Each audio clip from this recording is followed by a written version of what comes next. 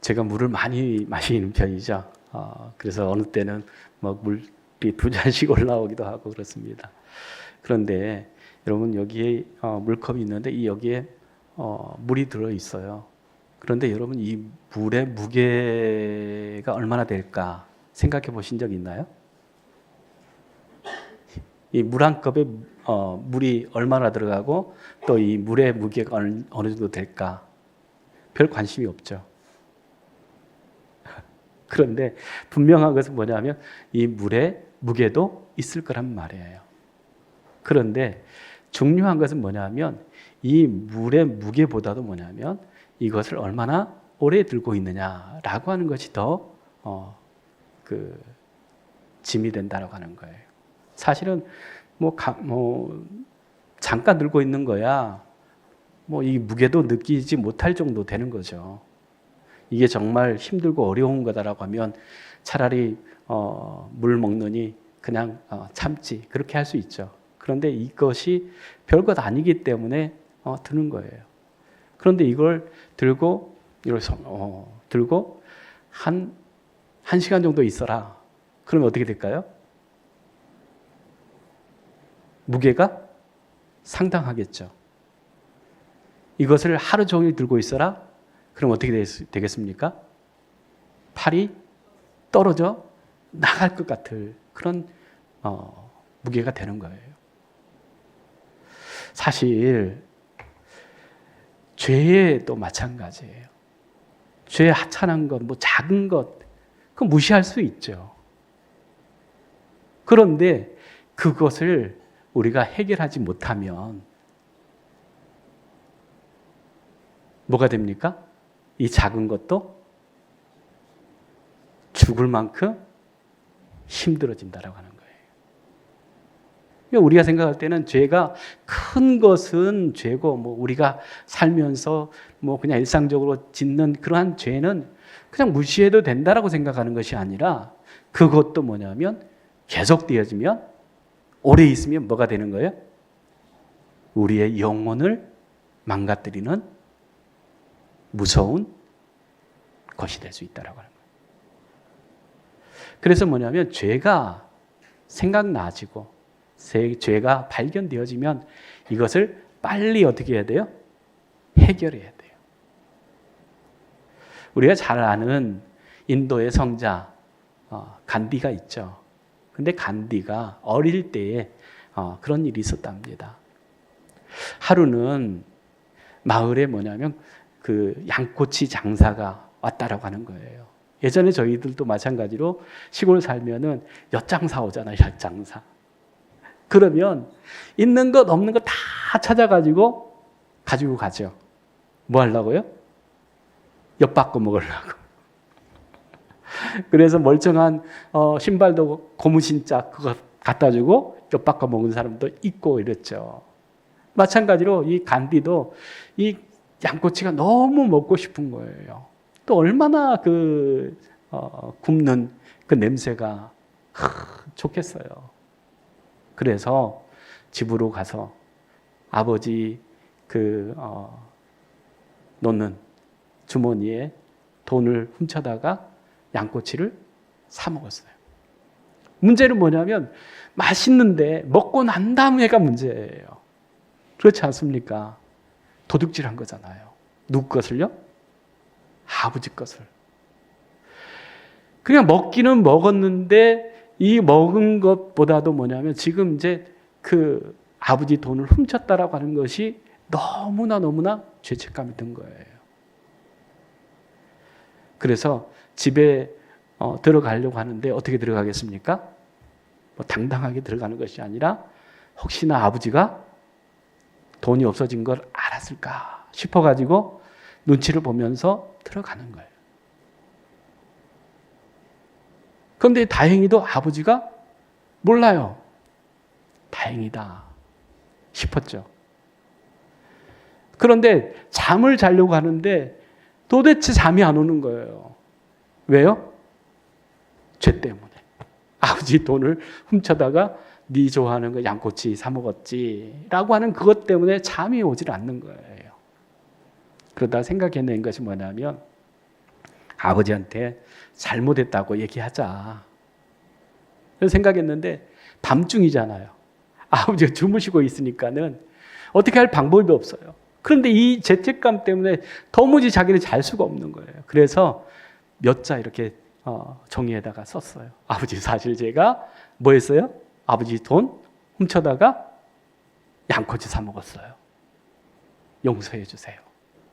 그렇게 몇 자 써가지고 아버지가 주무시는 방의 문에다가 이렇게 껴놓고 오니까는 어때요? 마음이 훨씬 편해진 거죠. 그래서 다행히 잠을 잤어요. 그런데 아침에 어떻게 해요? 눈을 뜨는 게 이제 두려울 거 아니에요. 이제 아버지가 분명히 그거 봤을 텐데 아버지가 어떻게 해야 할 것인가. 이게 또 걱정인 거예요. 눈을 딱 뜨고 나서 처음 간 게 어디겠습니까? 아버지 방에 이렇게 가가지고 문틈으로 그 아버지를 보니까는 아버지가 그 종이를 보고 있는 거예요. 그러니까는 이제 큰일 나겠다. 이제 뭐 호통을 치든지 뭐 하겠다라고 생각하고 있는데 그래도 이제 가서 말씀드려야지. 그런 마음으로 이제 문을 열고 들어가서 아버지 죄송해요. 그러니까는 이 간디 아버지가 어떻게 했겠습니까? 여러분 같으면 어떻게 하겠어요? 내 이놈아. 그렇게 혼낸 것이 아니라 그래, 자기 잘못을 아는 것, 깨닫는 사람이 훌륭한 사람이야. 그렇게 얘기를 해줬더라는 거예요. 이 간디는 늘 아버지가 해줬던 그 말을 기억하면서 자기가 때로는 잘못할 수도 있고 실수할 수도 있고 또한 욕심 때문에 또 잘못 판단하고 그렇게 할 수도 있죠. 그런데 그때마다 어떤 생각을 했겠어요? 잘못은 빨리 털어버려요. 내가 잘못했습니다 라고 하는 말을 하면 되는 거예요. 그런데 그것을 두려워하고 무서워해서 혼자 갖고 있으면 이것은 나중에는 병되는 거예요. 여러분, 생활하면 살면서 하루하루 돌아볼 때에 그래요. 내가 이것은 이렇게 하면 안 되는데 라고 하는 일들이 있어요. 그러면 그걸 오래 묵히지 말고 어떻게 하라는 거예요? 빨리 해결하라고 하는 거예요. 하나님, 잘못했습니다. 그리고 또한 형제 자매들한테 또 잘못할 수도 있죠. 그러면 내가 생각을 잘못해서 내가 생각이 짧아서 그렇게 했다. 잘못됐으니까 용서해달라. 그러면 그냥 끝날 수 있는 문제인데 그냥 어떻게 생각할 것인가 라고 하는 그런 생각 때문에 또 내 자존심 때문에 그것을 말 못하고 그냥 지나간다고 하면 그건 계속해서 자기를 괴롭히는 죄의 짐이 된다라고 하는 거예요. 그래서 예수님께서 말씀하시죠. 수고하고 무거운 짐진 자들아 다 내게로 오라라고 하는 거예요. 죄 있는 자들, 짐 있는 자들은 다 오라고 하는 거예요. 와서 어떻게 하라는 겁니까? 죄를 자백해라, 고백해라 라고 하는 겁니다. 오늘 마가복음 1장 14절 15절 말씀 보면 요한이 잡힌 후 예수께서 갈릴리에 오셔서 하나님의 복음을 전파하여 그랬습니다. 하나님의 복음을 어떻게 했습니까? 전파했다라고 하는 거예요. 누가요? 예수님이에요. 그런데 복음이 뭐냐? 때가 찼고 하나님의 나라가 가까웠다라고 하는 거예요. 예수님이 말씀하시는 복음이 뭐였다고 하는 거예요? 때가 찼고 하나님의 나라가 가까이 왔다라고 하는 거예요. 그러니 회개하고 복음을 믿으라라고 말씀하고 계세요. 회개하라, 돌이키라라고 하는 거죠. 그리고 무엇을 믿으라는 겁니까? 복음을 믿으라라고 하는 거예요. 그럼 복음이 뭐냐? 마가복음 1장 1절에서 3절 말씀 보면 하나님의 아들 예수 그리스도의 복음의 시작이다 알아 있어요. 하나님의 아들 예수 그리스도의 뭐요? 복음. 복음의 시작이다. 즉 예수 그리스도가 복음이라고 하는 거죠. 그러면서 그 복음이 들려지기 전에, 그 복음을 듣기 전에 우리가 해야 될 일이 있는데 뭡니까? 선지자 이사야의 글에 보라 내가 내 사자를 내 앞에 보내노니 그가 내 길을 준비하리라. 광야에서 외치는 자의 소리가 있어 이르되 너희는 주의 길을 준비하라. 그의 길을 곧게 하라 라고 하는 거예요. 즉 복음을 우리가 받기 전에, 복음을 듣기 전에 우리가 정말로 하나님의 아들 예수 그리스도가 이 땅에 오시기 전에 우리가 해야 될 일들이 있는데 그게 뭐냐? 요한의 복음, 요한이 증거하는 그 복음을 들으라고 하는 거예요. 예수 그리스도가 오시기 전에 예수 그리스도를 맞이할 준비를 누구를 통해서 하나님께서 하셨느냐? 요한을 통해서 하셨다라고 하는 거예요. 즉 우리가 복음을 듣기 전에 누군가에 의해서 내가 그것이 복음이라고 하는 사실도 알기 전에 바로 복음이 무엇인가라고 하는 것을 들려준 사람들이 있다라고 하는 거예요. 세례 요한이 예수 그리스도가 이 땅에 오시기 전에 그의 길을 준비하라고, 예비하라고, 곧게 하라고 하나님께서 먼저 보내신 자가 있다라고 하는 거예요. 그래서 마태복음 3장 1절에서 2절 말씀 보면 그 세례 요한이 뭐라고 얘기합니까? 같이 읽겠습니다. 그때에 세례 요한이 이르러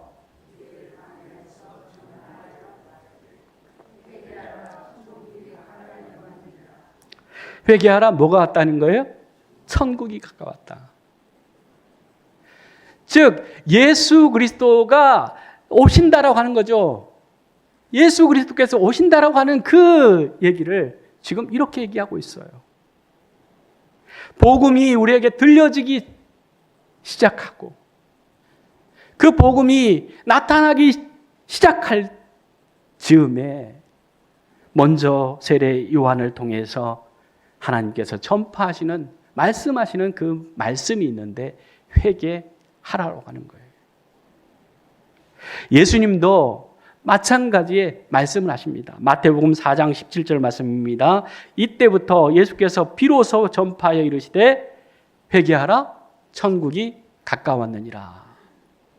세례 요한도 회개하라 천국이 가까웠다 말하고 예수님도 똑같이 회개하라 천국이 가까이 왔다 이렇게 말씀하십니다. 우리가 예수님의 그 탄생을, 성탄절을 기다리면서 왜 회개하라라고 하는 그 말씀을 우리가 전하고 들어야 되느냐라고 하는 거죠. 예수님이 오실 때에, 예수님이 이 땅에 오시기 전에 먼저 하나님께서 세례 요한을 통해서 그의 길을 준비하고 그의 길을 평탄케 하고 예비하는 그 준비 과정이 있는데 그게 바로 뭐냐면 회개라고 하는 거예요. 오늘날 우리나라에 모든 어려움이 있습니다. 그런데 이때에 우리가 해야 될 것이 뭐냐라고 하는 거예요.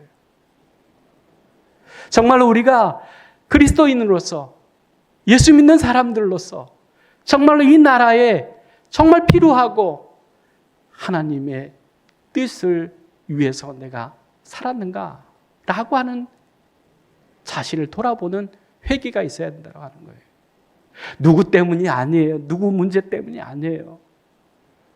그것은 정말로 우리가 정신 차리지 않고 회개하지 않고 복음을 믿지 않고 복음으로 살지 않았기 때문이라고 하는 거예요.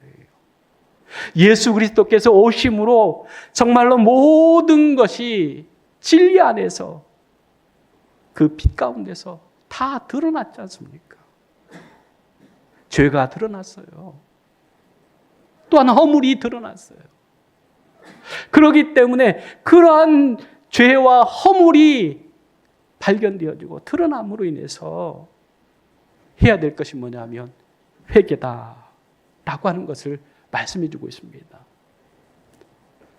사도행전 26장 20절 말씀 보면 다메섹과 예루살렘에 있는 사람과 유대 온 땅과 이방인들에까지 회개하고 하나님께로 돌아와서 회개에 합당한 일을 하라. 이렇게 말씀하고 있습니다.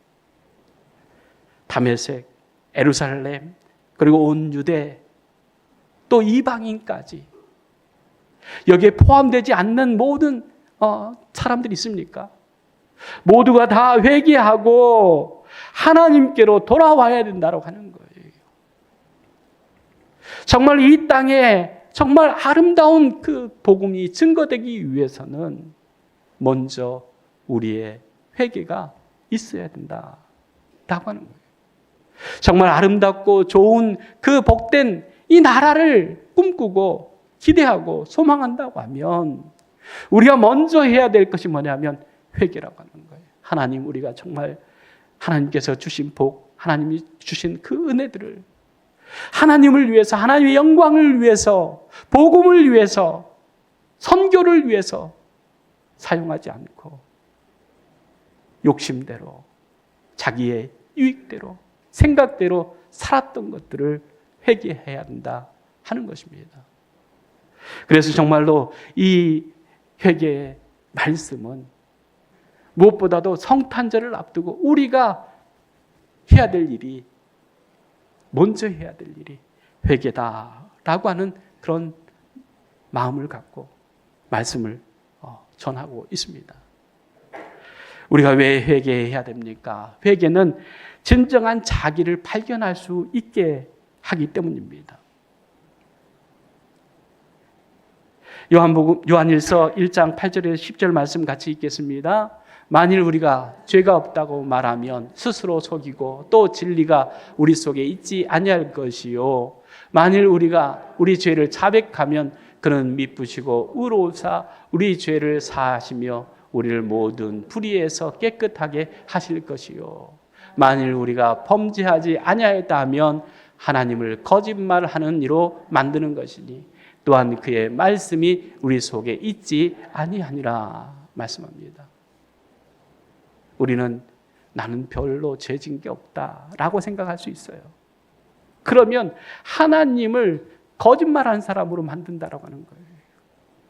모든 사람은 죄가 없는 사람이 없어요. 그렇기 때문에 하나님께 나와서 우리의 죄를, 자신의 죄를 자백해야 되는 거예요. 그럴 때 하나님께서 우리의 모든 그 죄의 고백을 듣고 난 다음에 하나님께서 하시는 것은 뭐냐면 하나님은 불쌍히 여기시고 미쁘시고 또한 긍휼이 많으시기 때문에 우리의 죄와 허물을 용서하신다라고 하는 것이죠. 그렇기 때문에 우리가 정말로 하나님 앞에 내가 죄인인 것을 깨닫는 것이 뭐냐면 회개다 하는 거예요. 로마서 3장 10절에서 12절 말씀 보면 기록된 바 의인은 없나니 하나도 없으며 깨닫는 자도 없고 하나님을 찾는 자도 없고 다 치우쳐 함께 무익하게 되고 선을 행하는 자는 없나니 하나도 없다 말씀합니다. 이 세상에 의인이 없다는 거예요. 다 죄인이라고 하는 거예요. 그러나 죄인인 것을 깨닫는 자도 없고 그 죄 때문에 하나님을 찾는 사람도 없다라고 하는 거예요. 왜냐하면 다 치우쳤다라고 하는 거예요. 양들이 목자를 떠나서 자기 마음대로 우왕좌왕하면서 살아갑니다. 그러나 목자 없는 양은 자기가 가는 길이 살 길인지 죽을 길인지를 몰라요. 그게 엉겅퀴가 있는 길인지 아니면 철벽인지 그걸 몰라요. 이 양의 특징이 그거라고 그러지 않습니까? 눈이 닥지를 못하대요. 그래서 그냥 앞만 보고 당장 그 앞에 있는 것만 보고 가는 거예요. 그렇기 때문에 저 앞에 있는 것들을 보지 못하기 때문에 그렇다고 하는 겁니다. 우리가 다 양 같아서 내 마음대로 내 대로 치우쳐서 살아간다라고 하는 거죠. 그렇기 때문에 무익하게 되고 선을 행하는 자도 없다. 이렇게 성경은 말씀하고 있습니다. 로마서 5장 12절 말씀에 그러므로 한 사람으로 말미암아 죄가 세상에 들어왔고 죄로 말미암아 사망이 들어왔으니 이와 같이 모든 사람이 죄를 지었으므로 사망이 모든 사람에게 이르렀느니라 말씀합니다. 죄가 들어오고 그 죄로 우리가 죽게 되었다라고 하는 것을 성경은 말씀하고 있습니다. 그래서 우리가 정말 회개했다라고 하는 것은 뭐냐면 내가 정말로 죄인이다라고 하는 것을 깨닫는 거예요. 그럼 깨닫는 것으로 우리가 모든 것이 끝난 거냐? 아니에요. 두 번째로는 진정한 죄 사함, 용서를 받아야 된다고 하는 거예요. 그냥 내가 깨닫는 것으로만 끝나는 것이 아니라 뭐가 있어야 됩니까? 죄 사함의 선포가 있어요. 선언이 있어야 돼요. 그건 누가 하시는 겁니까? 하나님이 하시는 거예요. 사도행전 10장 43절 말씀 같이 읽습니다.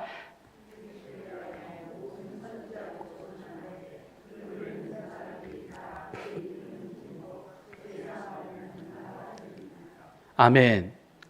그를 믿는 모든 사람들이 그의 이름으로 말미암아 어떻게 됩니까? 죄 사함을 받는다라고 하는 거예요. 우리의 죄를 해결할 수 있는 유일한 길은 뭐냐? 예수 그리스도를 믿는 것이다라고 하는 거예요. 예수 그리스도를 믿지 않으면 우리는 죄 용서함을 받을 수 없고 해결할 수 없다. 그렇기 때문에 우리가 예수 믿는 것 아니겠습니까? 그의 이름을 믿고 그의 이름을 힘입어서 우리가 하나님 앞에 나오는 거 아니겠습니까? 로마서 3장 24절 25절 말씀입니다. 그리스도 예수 안에 있는 속량으로 말미암아 하나님의 은혜로 값없이 의롭다 하심을 얻은 자 되었느니라. 이 예수를 하나님이 그의 피로써 믿음으로 말미암는 화목제물로 세우셨으니 이는 하나님께서 길이 참으시는 중에 전에 지은 죄를 간구하심으로 자기의 의로우심을 나타내려 하십니다. 우리를 예수 그리스도의 보혈의 그 피로 대속의 제물로 드려짐으로 인해서 우리 죄가 예수님께 전가되어지고 예수님께서 그 죄를 담당하시고 십자가에 못 박혀 죽으심으로 우리의 죄의 문제를 해결하셨다고 하는 거예요. 믿습니까? 우리의 죄가 해결될 수 있는 유일한 길은 나의 죄를 대신해서 십자가에 못 박혀 죽으신 그 예수님을 믿는 그 믿음 때문에 우리가 죄 용서함을 받을 수 있다는 거예요. 우리가 선한 어떤 일을 했기 때문에 내가 용서받는 게 아니에요. 내가 착하게 살았기 때문에 우리의 죄를 해결할 수 있는 게 아니에요. 우리의 죄를 해결하신 분은 죄와 사망에서 허물에서 우리를 구속하신 분은 예수 그리스도시고 그분의 그 죽으심을 믿고 부활을 믿는 사람들이 죄에서 자유케 되어진다라고 하는 것을 말씀해 주고 있습니다. 에베소서 1장 7절 말씀입니다. 같이 읽겠습니다. 우리는 그리스도 안에서 그의 은혜의 풍성함을 따라 그의 피로 말미암아 속량 곧 죄 사함을 받았느니라. 그리스도 안에서 그 은혜의 풍성함으로 그의 피로 말미암아 우리가 속량 죄 사함을 받았다라고 하는 거예요. 그렇기 때문에 우리가 죄인입니다. 하나님 앞에 나와서 우리의 죄를 고백하면, 자백하면 하나님께서 우리의 죄를 용서해 주시는데 무엇 때문에 용서해 주시느냐? 예수 그리스도의 피 때문에 용서해 주신다 라고 하는 거예요. 예수님 때문에 우리가 용서받는 것이지 내가 내 죄를 자백했다 라고 하는 것 때문에 우리가 용서함 받는 게 아니에요. 죄사함 받는 게 아니에요. 예수님이 나를 위해서 대신해서 죽으셨다. 그리고 또한 우리 죄가 끝났다라고 하는 것을 믿고 그분을 찾고 의지하는 것이 우리의 죄의 문제를 해결하는 유일한 방법이다 말씀합니다. 세 번째로, 회개할 때에 임마누엘이 이루어진다라고 하는 거예요. 우리가 회개할 때 뭐가 이루어집니까? 임마누엘, 하나님이 함께 하시는 삶이 되어진다라고 하는 거예요. 하나님 거룩하신 분이에요. 그렇기 때문에 죄와 함께 할 수 없는 거예요. 그래서 우리가 하나님과 분리되는 삶, 그건 뭐냐면 죄 때문이고, 하나님과 화목되어진 삶, 하나님과 하나 되는 삶은 뭐냐면 바로 예수 그리스도의 피로 속량받은, 죄 사함 받은 우리가 하나님과 함께하는 그러한 역사가 일어난다라고 하는 거예요. 마태복음 1장 23절 말씀에 보라, 청녀가 잉태하여 아들을 낳을 것이요 그의 이름을 임마누엘이라 하리라. 이를 번역한즉 하나님이 우리와 함께 계시다라고 하는 거예요. 예수님께서 이 땅에 오신 목적은 뭐냐면 우리의 죄를 위해서 십자가에 못 박혀서 대속하시고 속량하심으로 인해서 우리와 함께 임마누엘 되셔서 우리와 함께 하시기 위해서 오셨다라고 하는 거예요. 그래서 사도행전 11장 12절에서 14절 말씀 같이 읽습니다. 성령이 내게 명하사 아무 의심 말고 함께 가라 하시매 이 6 형제도 나와 함께 가서 그 사람의 집에 들어가니 그가 우리에게 말하기를 천사가 내 집에 서서 말하되 내가 사람을 요바에 보내어 베드로라 하는 시몬을 청하라. 그가 너와 내 온 집이 구원을 받을 말씀을 내게 이르리라 말씀하고 있습니다. 구원, 그건 뭐냐면 하나님이 우리와 함께하는 삶이다라고 하는 거예요. 내가 구원받았다, 죄사함 받고 구원받았다라고 하는 것은 다른 것이 아니라 하나님이 우리와 함께하는 삶이다라고 하는 거예요. 그냥 이전의 삶과 전혀 다른 거죠. 그 전에는 하나님이 나와 상관도 없었어요. 그런데 우리가 죄를 회개하고 예수 그리스도의 그 피로 구속함 받고 속량받음으로 인해서 하나님이 우리와 함께 하시는 그 삶을 살아가는 삶이 우리에게 시작되어졌다고 하는 거예요. 그래서 이제부터는 뭐냐면 어디를 가든지 나 혼자 하는 것이 아니에요. 나만 있는 것이 아니에요. 하나님이 늘 우리와 함께 하신다라고 하는 그 믿음으로 살아갈 수 있기를 원합니다. 이게 믿음이에요. 다윗이 정말로 사망의 음침한 골짜기를 다닐지라도 해를 두려워하지 않았던 것은 다른 이유가 아니에요.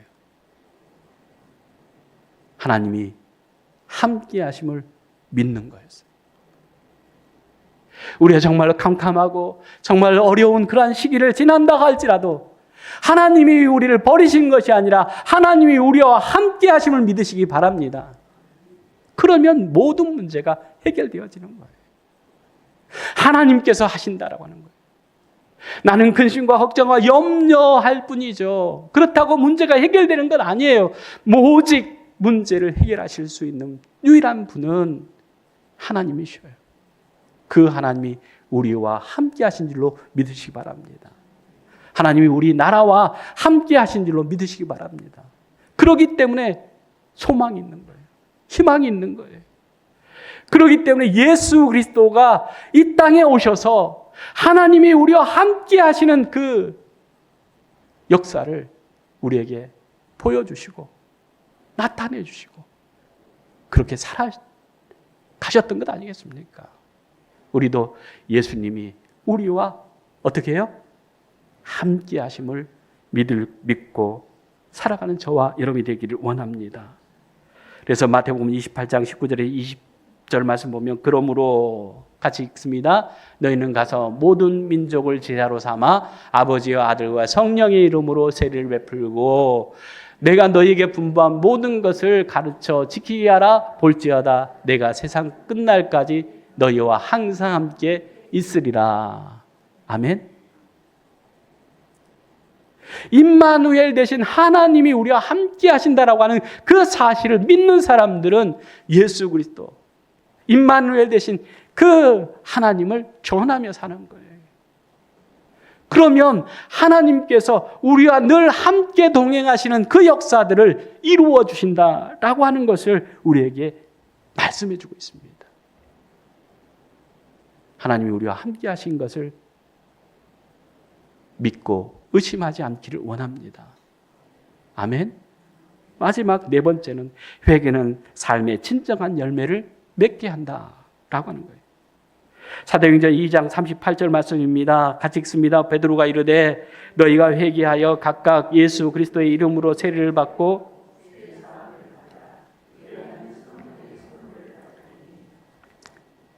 선물을 받는다라고 해요. 누구로부터요? 하나님께로부터. 뭐 하면요? 회개하고 우리가 예수 이름으로 세례를 받으며 하나님이 우리와 함께 하시는 그 선물, 그 은혜를 받게 된다라고 하는 겁니다. 누가복음 3장 8절 말씀입니다. 그러므로 회개에 합당한 열매를 맺고 속으로 아브라함이 우리 조상이라 말하지 말라. 내가 너희에게 이르노니 하나님이 능히 이 돌들로도 아브라함의 자손이 되게 하리라. 하나님의 능력은 그렇게 있다라고 하는 거예요. 그렇기 때문에 우리가 하나님의 자손이다. 아브라함의 그 자손이다. 말하지 말라라고 해요. 왜냐하면 이 유대 사람들은 이것으로 자기의 자랑을 삼고 살아가는 거예요. 그런데 예수님께서는 그 믿음을 흔들어 놓는 거예요. 너희들이 생각하는 그런 것으로 아브라함의 자녀, 하나님의 자녀가 되는 거 아니다. 오직 예수 그리스도 하나님께서 주시는 선물 성령을 받아야 된다고 하는 거예요. 하나님께서 함께 하셔야만이 진정한 열매를 맺게 되어진다라고 하는 거예요. 갈라디아서 5장 22절 24절 말씀 같이 읽겠습니다. 오직 성령의 열매는 희락과 화평과 오래 참음과 자비와 양성과 충성과 온유와 절제니 이 같은 것을 금지할 법이 없느니라. 그리스도 예수의 사람들은 육체와 함께 그 정욕과 탐심을 십자가에 못 박았느니라. 아멘. 우리가 정말 세상의 것을 정말 포기하고 내려놓고 버릴 수 있는 것은 뭐냐면 예수 그리스도의 십자가의 능력을 믿는 사람들이 그런 삶을 살아간다라고 하는 거예요. 바울도 뭐냐면 세상에 자기가 가지고 있던 누리고 있던 모든 것을 다 버렸잖아요. 왜요? 예수 그리스도의 십자가가 그에게는 가장 소중하게 여겨졌기 때문에 그것이 하나님께서 주신 가장 큰 선물인 것을 알았기 때문에 세상의 것은 그냥 버릴 수 있었던 것입니다. 히브리서 13장 15절 말씀입니다. 그러므로 우리는 예수로 말미암아 항상 찬송의 제사를 하나님께 드리자 이는 그 이름을 증언하는 입술의 열매니라 말씀합니다. 말이 중요하다라고 하는 거예요. 정말 예수 그리스도가 우리와 함께하기 때문에 나는 근심도 걱정도 염려도 없다. 예수님이 이 땅에 오셨기 때문에 우리는 우리의 모든 죄와 허물과 사망에서 해방되었다라고 하는 것을 우리가 믿고 고백하는 삶이 중요하다라고 하는 거예요. 오늘도 우리 주변을 바라보면 우리는 소망이 없습니다. 하나님 바라보면서 하나님 앞에 예배하면서 하나님으로부터 오는 평안, 하나님께서 주시는 위로, 하나님께 주시는 은혜를 통해서 우리가 살게 되어짐을 늘 고백하는 저희들 되기를 간절히 주의 이름으로 축복합니다. 기도하겠습니다. 사랑의 하나님 참 감사합니다. 예수님의 이 땅에 오시는 것들을 우리가 기다리면서 하나님 우리가 먼저 회개하는 심령 되기를 원합니다.